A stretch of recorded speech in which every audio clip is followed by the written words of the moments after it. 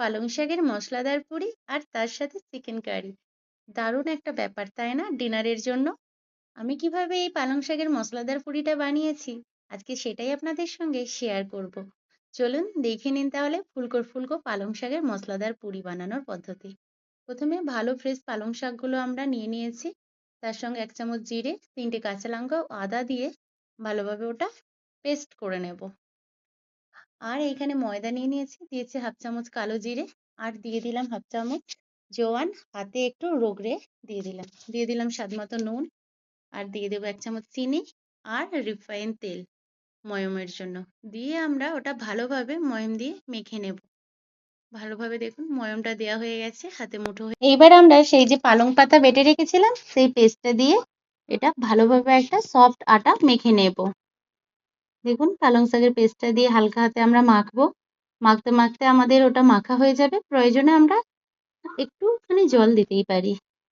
শেষে আমার এই 2-4 চামচ জল দিতে হয়েছে। দেওয়ার পরে দেখুন এইভাবে সফট আটা আমরা রেডি করে নিয়েছি। এটা আমরা 10 মিনিট রেস্টে রাখবো, আর 10 মিনিট পর আবার একটু মেখে লেচিগুলো কেটে নেব।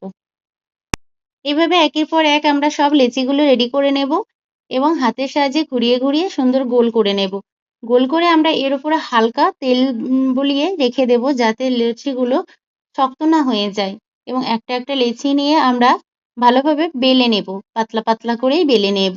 দেখুন এইভাবে একটার পর একটা বেলে সবগুলো রেডি করে নেব।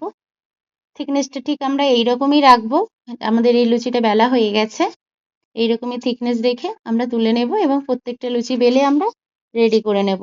আর ওইদিকে তেল গরম হয়ে গেলেই এক একটা করে লুচি আমরা তেলের মধ্যে ছেড়ে ডিপ ফ্রাই করে তুলে নেব। দেখুন তেলের মধ্যে ছেড়ে দিলেই লুচিগুলো আপনে আপ ভেসে উঠবে এবং সুন্দর ফুলকো ফুলকো লুচি তৈরি হয়ে যাবে।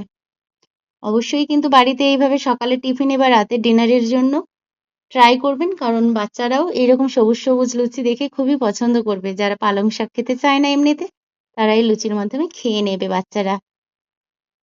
দেখুন লুচিগুলো আমার ভাজা হয়ে গেছে, আমি তুলে নিচ্ছি তেল ঝরিয়ে। আবারও একটা ভেজে দেখাচ্ছি। একইভাবে সবগুলোই ফুলকো ফুলকো ফুলে উঠবে। দেখুন এইভাবেই একটু হাতার সাহায্যে চেপে দিলে লুচিগুলো সুন্দরভাবে ফুলে উঠবে। এবং জোয়ান আর কালো জিরের একটা স্বাদ, আদা কাঁচা লঙ্কা সবকিছু মিলেমিশে লুচিগুলো কিন্তু দারুণ খেতে লাগে। অবশ্যই তাই ট্রাই করবেন। সব লুচিগুলোই আমরা একইভাবে বেলে ভেজে নিয়েছি।